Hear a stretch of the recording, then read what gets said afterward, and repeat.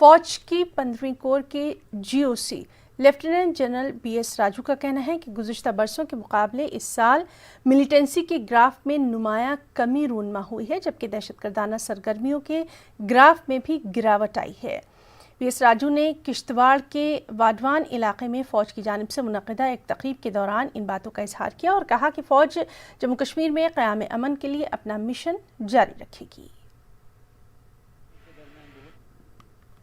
I think किसी को आवाम को डरने की बिल्कुल ही कोई दिक्कत बात नहीं होना चाहिए। इंडियन आर्मी की ताकत है और जो कार्रवाई जरूरी है उसके ऊपर सही कार्रवाई किया जाएगा। सर, सूरत हाल क्या है अभी वहाँ पे? इसके बारे में मैं ज़्यादा टिप्पणी नहीं करना चाहता हूँ क्योंकि वो दूसरे इलाका का है। बट ये बताना चाहता हूँ कि जो मुलाजिम कार्रवाई है उसके हिसाब से उधर की आर्मी कार्रवाई कर रहा है।